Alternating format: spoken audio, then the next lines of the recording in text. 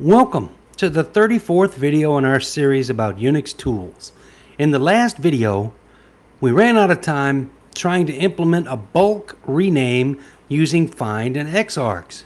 We wanted to be able to rename all star.py files to star.uppercase-pi in any list of directories recursively. We were trying to implement this with 4 commands: find, xargs, dirname, and basename. In this video, I will show you the solution. It is a little bit tricky in practice, although the idea is simple. The problem is that the shell requires rather complex quoting to ensure things work. Because the Unix-born shell and its clones are a product of 1970s design, the syntax it requires is rather ugly if you want to do non-trivial command substitution. Don't get me wrong, it's amazing and it has remained fairly stable for 50 or so years and allows doing very powerful things. If you learn it now, it'll still be good by the end of your career. However, there is a steep learning curve. I suggest you follow along with this video and record the command used. You can treat it like magic and just change the extensions to do any kind of bulk rename. Later, if you choose to become a Unix developer or system administrator, you can study Bourne shell syntax to completely understand the quoting. All right, let's do it. And I need to get the focus on the right window. At the end of the 33rd video, we tried several variations of this command sequence with this find and then a pipe, and then we sent the information to xargs. And we used dirname and basename to try to do the conversion. We did it all on one line, one very long line, which is hard to read. So I've used the \line continuation character. It must be the last character on the line, but then it allows you to put one command on multiple lines. We know that the find shown here produces the correct list of file names since we tested it independently. We know the basename and dirname commands work because we tested them independently. Our problem was when we attempted to combine them, things did not work.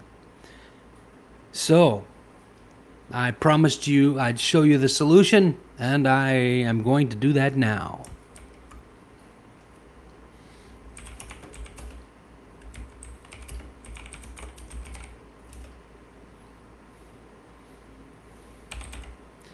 You can see I use the cat command, but maybe this will be a little bit nicer in the editor.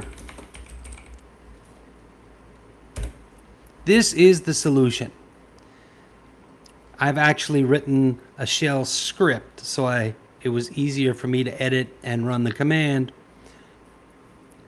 The first line says 2 things. The first 2 bytes, sharp bang, or some people say pound exclamation point. Those 2 bytes in a text file, if the text file is executable, tell Unix, hey, we're going to run some script. Then you need to be readable, you need a space, and the full path to your script processor. In this case, we want to use the Bourne shell, bin.sh. So what happens is Unix will see this, and then it will run this program, and it will use the rest of the file, this part, as input to this program. And you could use bin.sh, you could use Perl, you could use Python, you could use PHP, whatever language you want. That's a scripting language. Then I have these 3 lines. They begin with a sharp character, and shell syntax says anything after the sharp, which is this, is a comment, and this is a comment, and this is a comment. I put those in to explain what's going on. This is old style Bourne shell syntax. This is the most portable type of shell program.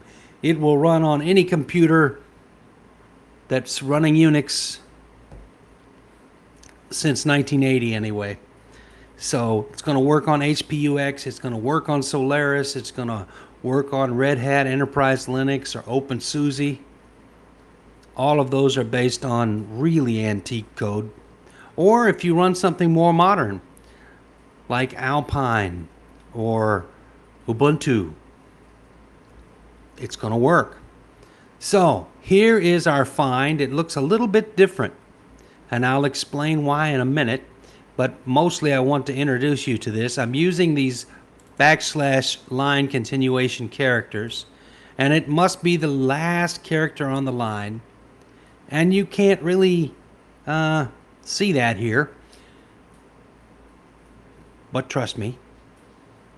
Then I feed the stuff to xargs, and we've got a few little magic things here we haven't explained. This part's the same as last time. This looks very similar, not exactly the same, but very similar to what we were doing. But you can see I run binsh with the -c option, and that's new. We weren't doing that before. So first, let's run it and see if it works. And then we'll dive into more detail what's going on. So how would we run this shell script? I told you you need to check the permissions to make sure you have read and execute at a minimum for your user. And you can see, yes, this user can read, write, and execute. You don't really need write to run this, so let's be safe. Let's turn off the write so that we can't accidentally break this program. And then we'll use cat -a to show you that the backslashes really were the last character on the line. You can see, yes, last character, last character. I didn't lie to you.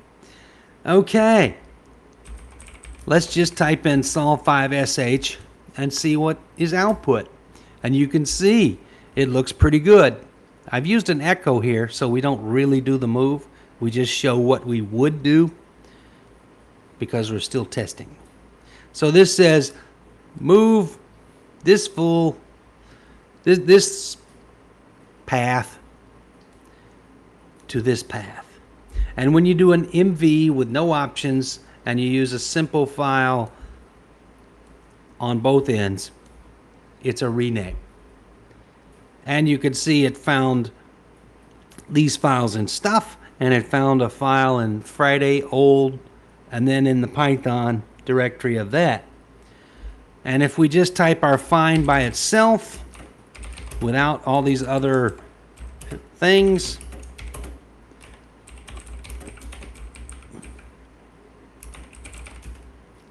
oh, I've done something wrong.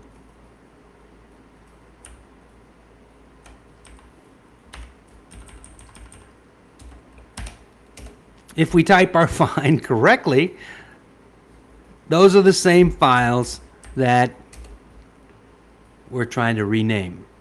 So, excellent. The script works. What's going on in that script? What's new? Well, I've used this thing. This thing says take all the command line arguments except for the program name and feed it in there. And it would be empty if you don't give any arguments. And when it's empty, find defaults to the current directory. Yeah.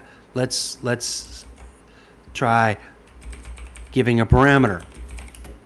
So if we only wanted the ones in stuff, does it work? Yes. If we only wanted the stuff in Friday.old, yes, it works, specifying those directories. Good. We're making progress. Then you see that instead of -print, I said -print 0. What this does is it allows the find command to process file names or directory names that have spaces in them. And it says, instead of outputting lines that end with a new line, output lines that end with a null. And then on xargs, this says input lines are going to be from the print 0. So if you change this from print to print 0, you need to add this to your xargs. The -r says, hey, if there are no file names, don't crash, don't give an error, just quit. Just quit. And so this prevents errors if you do the search and there are no matching file names. Sadly, even these simple things have exceeded our 10-minute limit. You need to come back for the next video when I explain this part. So, see you then, and thank you for listening.